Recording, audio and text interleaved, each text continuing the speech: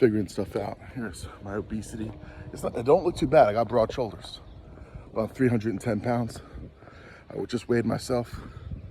I did a little prep video right before coming out here. It's really nice and weird. I'm gonna clip that in. I think I'll just do it right here. So I'll like stop this and then start something. So I'm gonna make my editing as easy as possible. All right, so we're getting more fancy now. We're gonna practice running. So that's what I'm gonna do while holding a phone. So we're gonna be like this. All right, guys.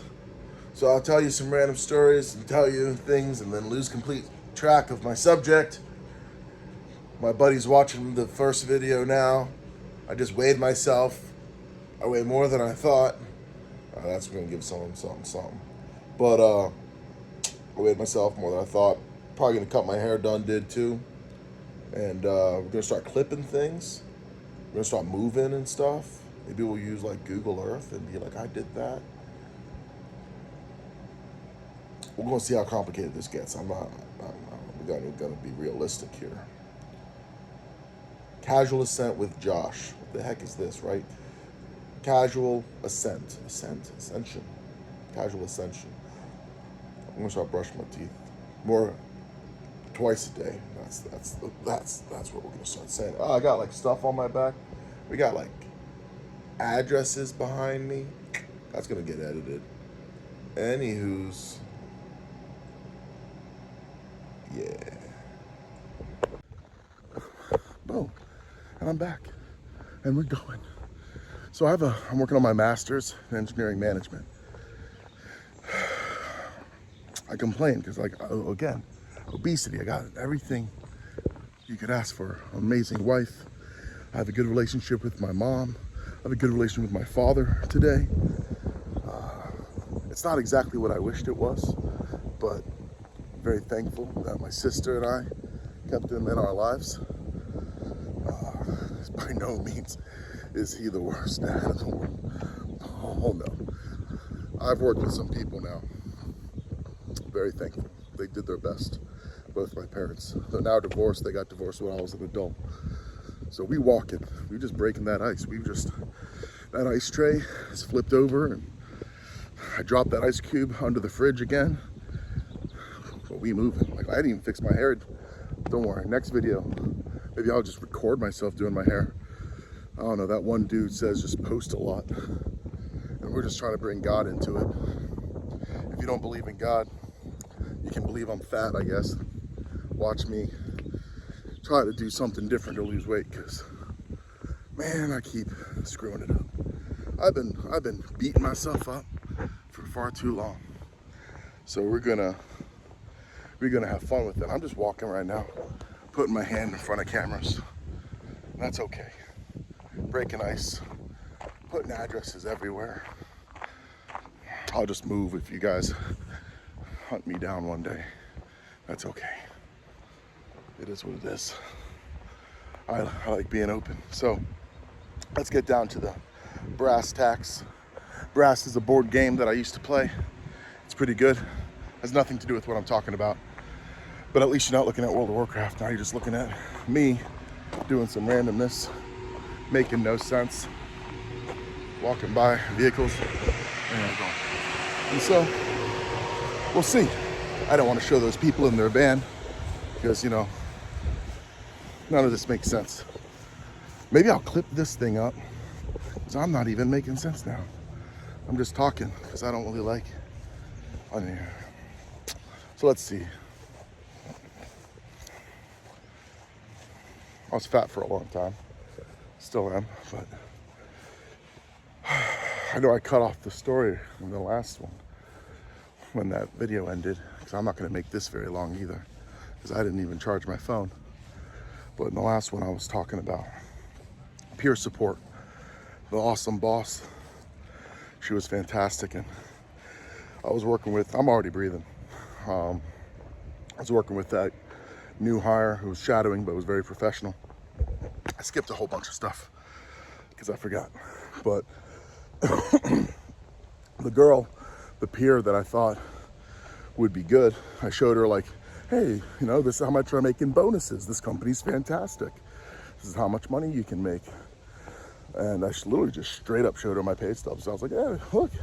And the new hire, I was like, yeah, see, fantastic program, lots of opportunity. At the time, I probably had the highest billable. I mean, I pretty much just didn't charge for travel and only charged billable, which isn't really how you're supposed to do it anyway, but whatever. Keep it legal.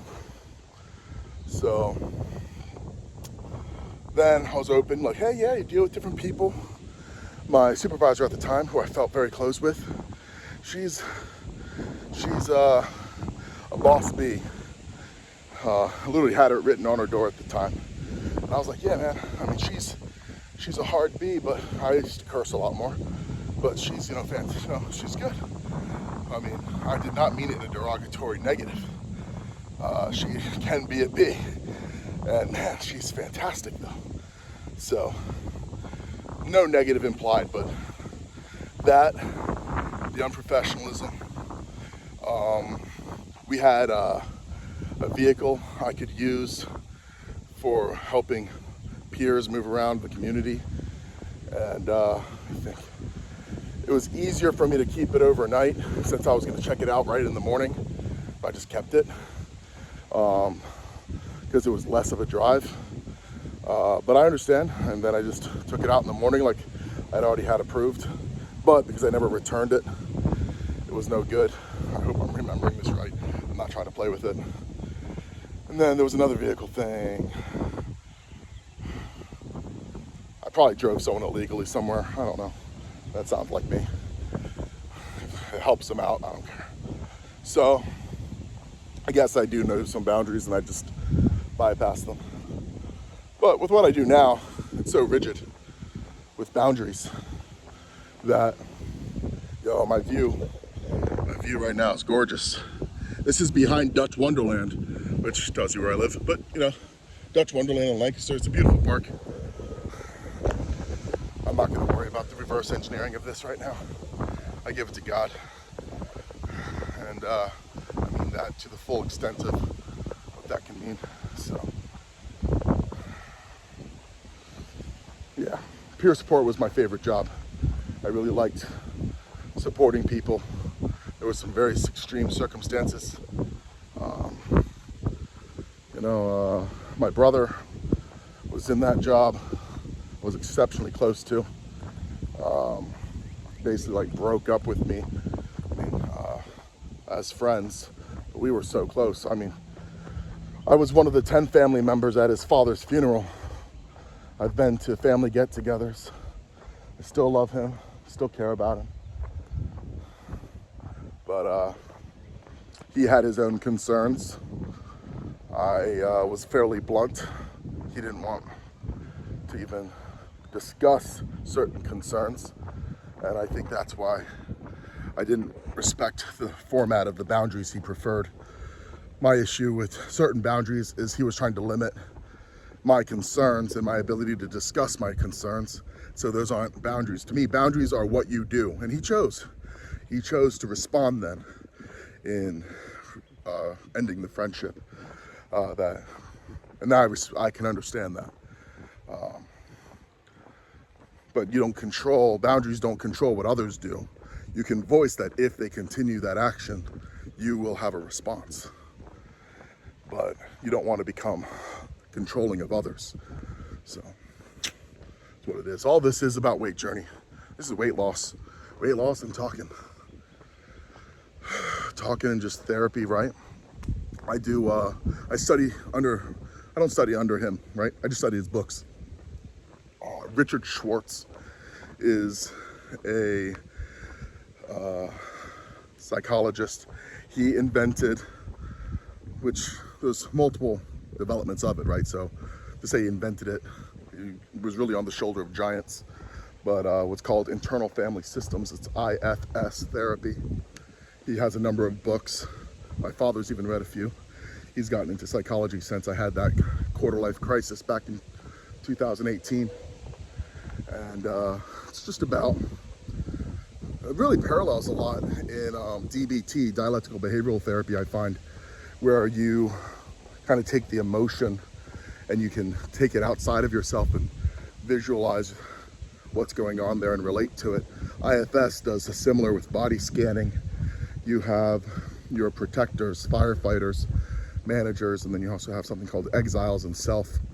I'm not here to give a IFS lesson immediately, but you can characterize these entities within yourself and have a relationship with them and develop that.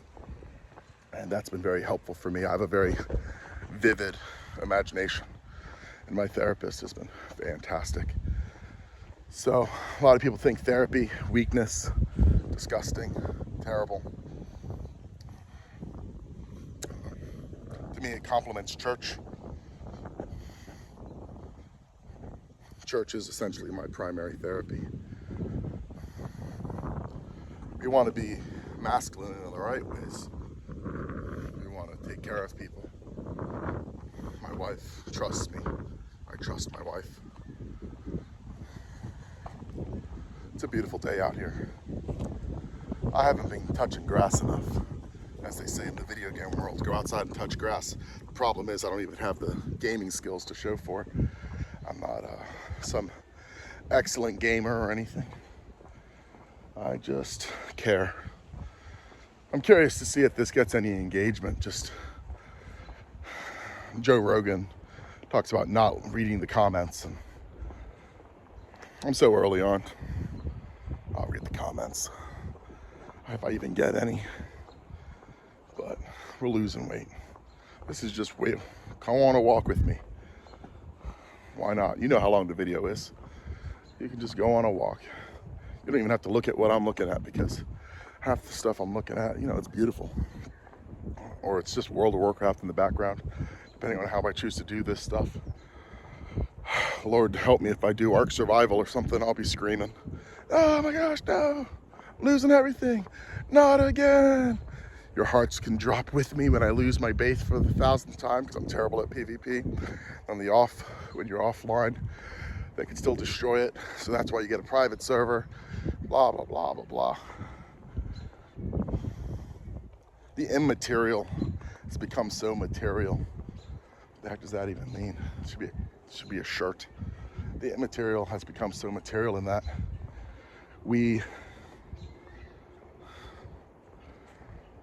so much of our lives, so many of the people that we connect with, heck, in World of Warcraft, there's a person I talked to.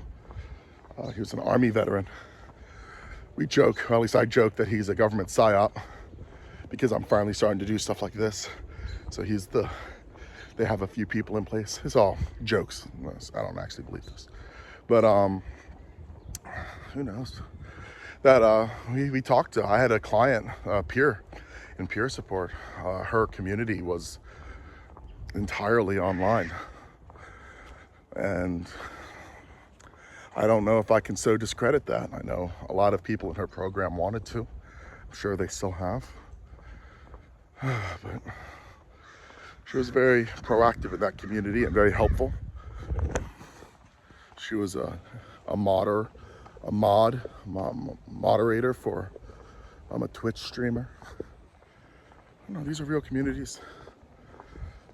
When it comes to a Christian perspective on them, because I am not an authority, but from my Christian perspective, people are people. Render respect to them online, whether it be in online videos. Remember that they're people. Whether it be in a chat room. Mind you, an enormous amount of the online now is just AI. A lot of those algorithms coordinate to profit. Maybe not nefarious, but rather just profit. It's simple as that. When government gets involved with policy that allows corporations to exceed what is expected by capitalism, we format into a corporatist system that, leaves room for an anomaly of corruption. But the history of the world has been very Machiavellian, and that's how it is. Niccolo Machiavelli, The Prince. Man, I read that first in 9th grade. not very good. I read a book by John Marco, The Eyes of God, in 7th grade. It's an epic fantasy. He wrote 6 epic fantasy novels and at least 1 lighter teen fantasy novel. I didn't read the final one. And The Eyes of God by John Marco had, to skip an enormous amount of context, a man who had a learning disability who was also a torturer. He tortured that's what he did for a living. And I think that those parts of that book had an exceptionally negative impact on me, by my own allowance, because I just was starting to formulate this self-hate, and I wanted to take that kind of torture mentality on myself. Things like why so many people are obese, they want to die early. Can't speak for all of them, but for me, I just wanted to be dead. I wanted to be done with this. Now, there's so much beauty. I mean, even just these trees. Walking towards. It's just so beautiful. And let's have something to be alive for. I used to psychologically study. It opened the gateway towards wanting to study torture. I mean, come on, I'm a kid, so I'm like, as deep as I would probably went was how Vietnam stuff worked. Bamboo, the water drops. I had some unhealthy things. It's just at least to run through my mind and continuously think negative thoughts. And allowed that to kind of create a habit. And that habit, it's not even kind of, but to have that habit of negative thinking. Even when you're saved, sounds so weird still. Those habits are there. I mean, given, even in the Christian community, it was very awkward getting involved. I definitely understand why a lot of people don't become Christians. Christians can be very difficult. I've been very blessed to have been authentic and clear and find a church that I can be honestly, hey, I'm not here to be rude. If I do something rude, tell me. I will respect it. Don't feel like you have to be polite. I want to respect you, so correct me. And they do. To be able to appreciate in such a safe and loving manner with these amazing families who I have no business to be around, it feels like. My child's in the nursery, they're wonderful. And I simply just appreciate them. Well, maintaining boundaries. I think I had a large learning curve when I first met my wife at her church. She was a mentor to a young woman, 15, so a girl. And because I was getting so close to Naomi, I was always with her. And because I was peer support and she would have anxiety attacks, she would contact me, and I would help. Well, I didn't know that I thought her father had no custody or only visitation based on what I was told. Naomi was very confused, I guess. The mother, they had 50-50. Well, after a while, everything was good. The father contacted me when I was heading to the mother's house for Christmas. They're divorced. And basically was like, stay away from my daughter. I was like, I hear you. I'm gonna go talk to the mom now. We're heading there. And it turned into a whole thing of to my understanding, he didn't have any right. I was utterly wrong. Got brought to the church. And I was going to go talk to the pastor to plan for our wedding. And they blindsided me with this, how they were concerned about me and this young girl who I have nothing but good hopes for that entire family. And they were concerned because I didn't listen to the dad. And Naomi was next to me through that whole conversation. It's not her fault. I should have had better discernment, and I did not. But that lesson of being rude to that dad prepared me for the church I'm in today. I take it very seriously. I apologize to that family. I just assumed he didn't have it. I thought he was an abusive father. He was not. The way the daughter talked to me with anxiety attacks, I thought he was abusive. I misunderstood. So I thought I was defending when I was actually simply inappropriate. But now I know. I still went to the house, saw them, let them know what was going on, and learned from the church later what was actually happening. So my wife, amazing, but somewhat naive and uninformed, she has learned as well. But now I just put an extra 20 feet between me and the entire, like at my current church or anywhere else, a whole other level of caution. And that is a blessing to have learned. I want everyone to feel safe and respected.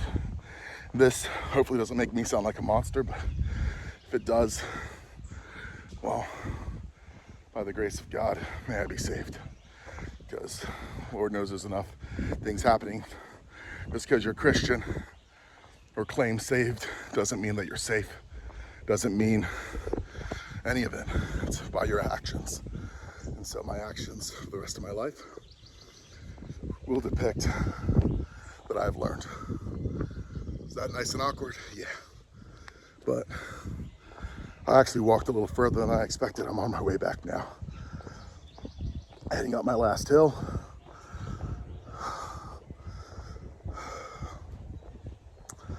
Not sure the direction of this. If I ever get any views, you guys comment, it may help my direction.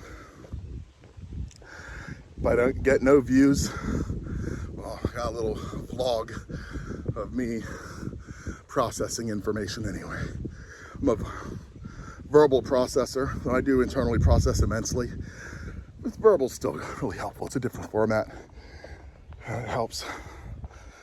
Oh man, this place is beautiful. It's hot. It's like 90 something degrees. I don't know. Doesn't matter. I'm a camel. Let's go. Cut my hair. By the next one, maybe. So, we learn. It's all we can do. I reflect on mistakes I've made in the past. Little weird things from even first grade. I was playing in the back of this is in New Jersey. I lived in Jersey when I was a kid, playing in the back of the playground. There was another kid, first or second grade, I'm not sure, behind the baseball fields. And he and I weren't really, I guess we were odd ones out, but he was the odder one out. I had learned a trick. I think my sister had bullied me or something, and I had him get on my back like a piggyback ride. And I flipped him over, and he hit the ground, and he couldn't breathe well. I just felt terrible. And I was worried about getting in trouble, because that selfish thought was there first, which I still feel bad about. I hope that kid's doing okay. I think about the summer before third grade. I've talked about these all before. The summer before third grade. One of the counselors in the camp I was in, my mom worked at so that we could go for free. After we moved to Pennsylvania from New Jersey, the counselors always thought I was like the sweetest kid. And then there was these two kids, a girl my age and her little brother, I guess was like 2 years younger probably. I was carrying him. And I dropped him, no reason. And just like, man. They're like, did you do that? I'm like, I don't believe you. The counselor thought they were lying because of how nice I was. And I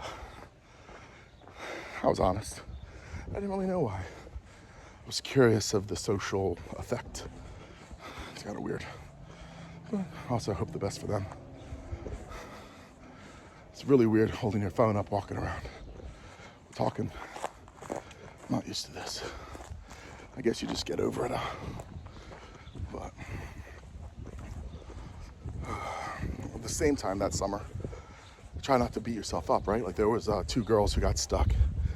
I mean, I'm the summer before 3rd grade, so I'm not anything. The counselors didn't take us seriously, but we got stuck in the stream in the woods. The counselors were like, just hurry up and get in. We couldn't, I couldn't make it. And I would hold this girl up just so she could breathe. And then I would jump and try to breathe. And finally we got each other out of the stream. So I went in to help her out because the counselor didn't want to get wet, I think. I don't know. I could probably misremember it. But like, that's a positive. Like, I had good intentions too. I helped them. Such a small thing. But I mean, I've talked to people down from ending their own lives or hurting others, but I've also been mean, you know, I guess we all have. So I'm almost home. I weighed 310 before this walk. I didn't even know I gained that. It's the mac and cheese, chocolate milk. So 310 before this walk. I'll post how much I weigh at the end of this walk. We'll see how it goes. I know that's not how weight works, but we'll just have fun with it. Let's do it all wrong while still doing it right, as long as it's real. All right, by all I mean literally no one who's probably watching this. I'm gonna turn off my phone. It's probably gonna die anyway. And we'll figure this out. All right, God bless. What is it, good tidings or whatever that joke I made last time? We'll see. Live long and prosper. And here we go.